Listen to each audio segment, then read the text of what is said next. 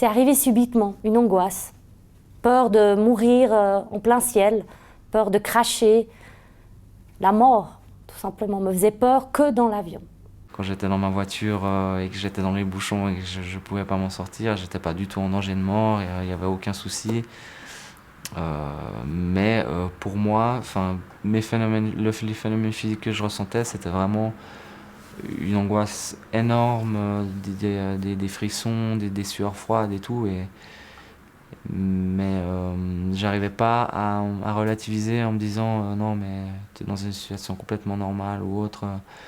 Je crois que passé un certain stade d'angoisse, le cerveau part complètement sur autre chose. J'ai tendance à être dans une bulle et je me rends plus compte du tout de ce qui se passe autour et de la réalité des choses, quoi.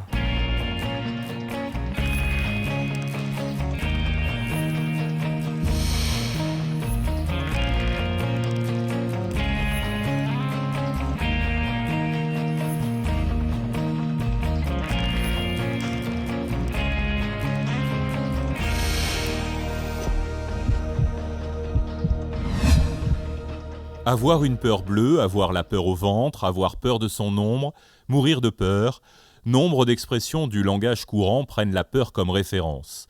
L'anxiété est une émotion naturelle éprouvée un jour ou l'autre par chacun d'entre nous. L'anxiété est quelque chose avec laquelle nous sommes équipés et la peur aussi est une émotion de base qui nous permet de nous survivre, de nous adapter.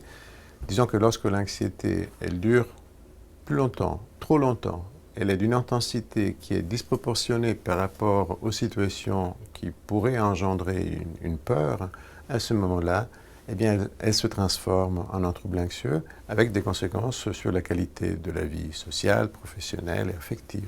Les troubles anxieux sont les plus fréquents des troubles psychiques. Ils regroupent aussi bien la plus légère des phobies que le trouble obsessionnel compulsif le plus handicapant.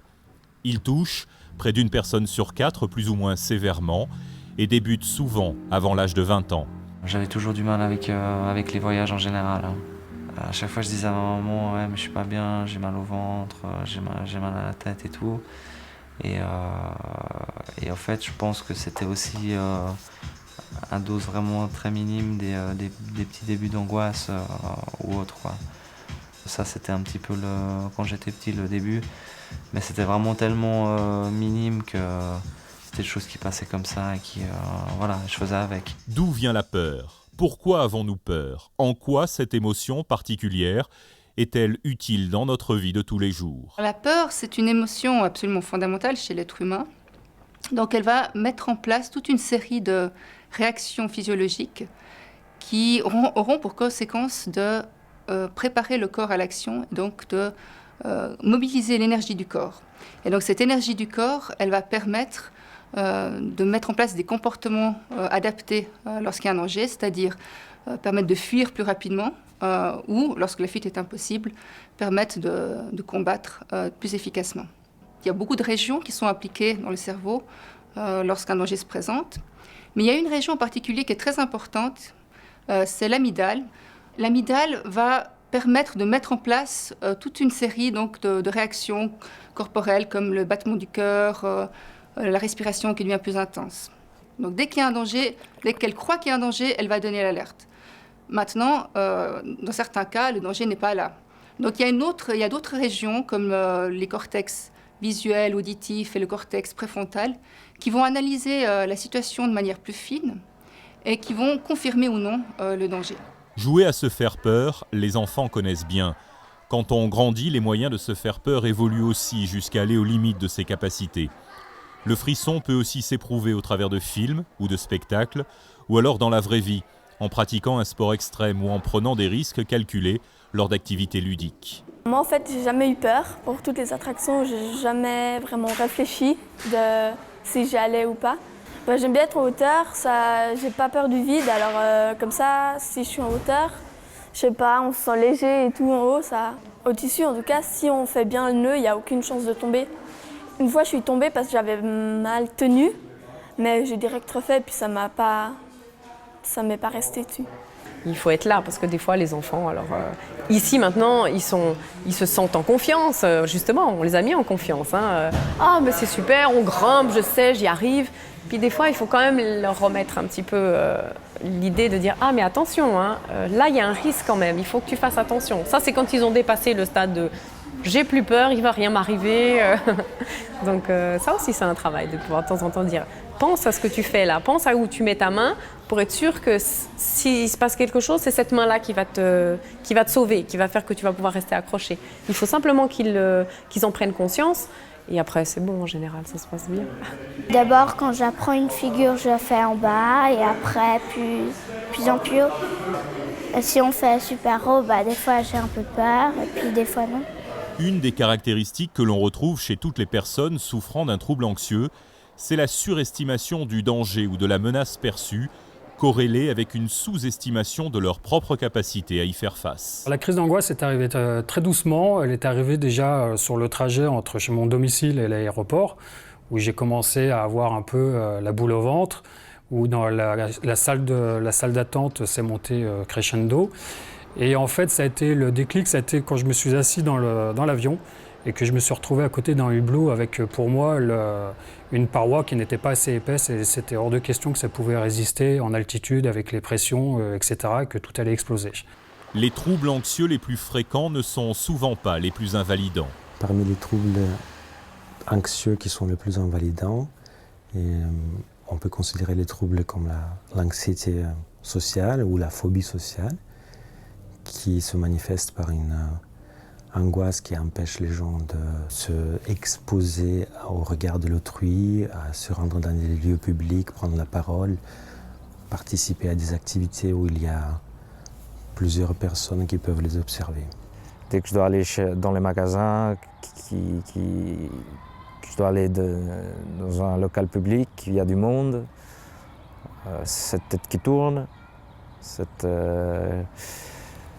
sensation qu'on est observé,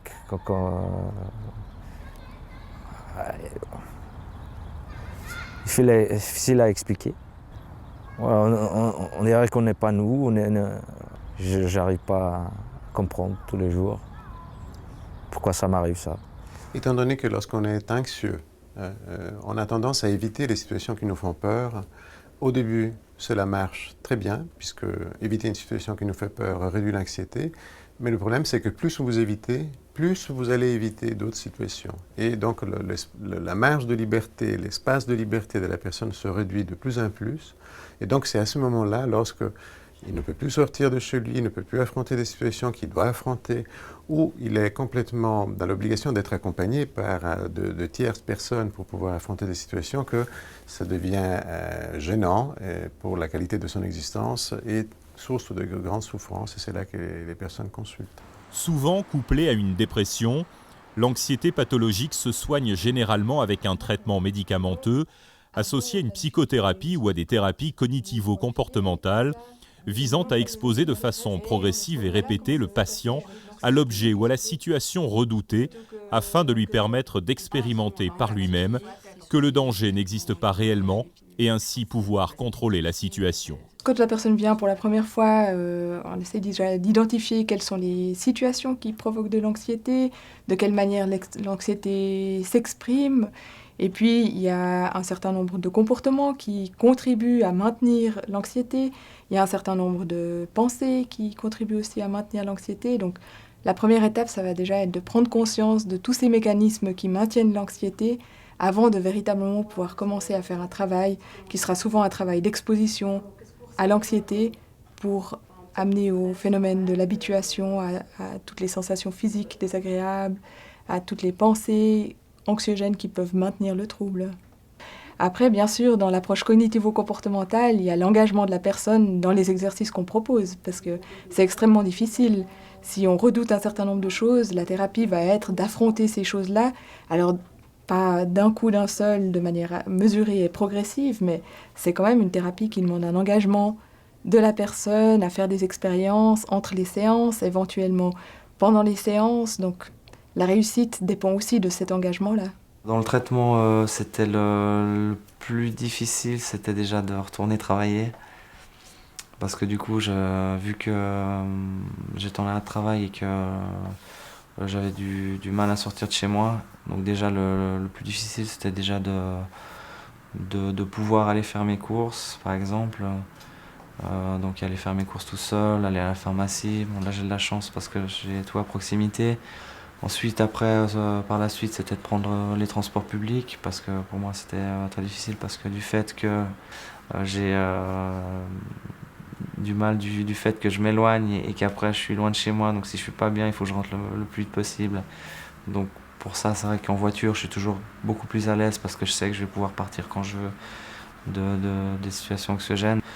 Les sorties aussi, pouvoir aller boire un verre avec des amis ou simplement aller au bord du lac ou autre pour pouvoir un petit peu reprendre une vie à peu près normale.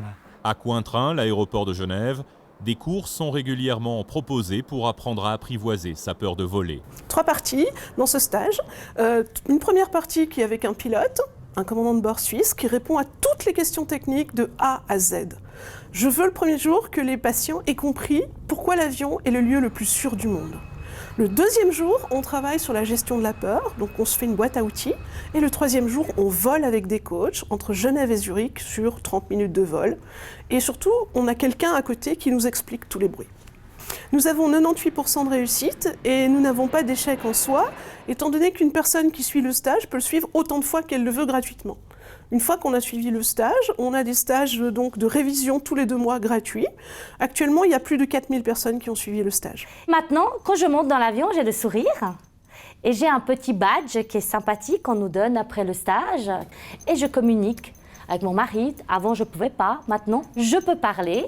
Je vais même aux toilettes, chose que je n'aurais pas pu faire avant. Et depuis, c'est un vrai bonheur de monter en avion.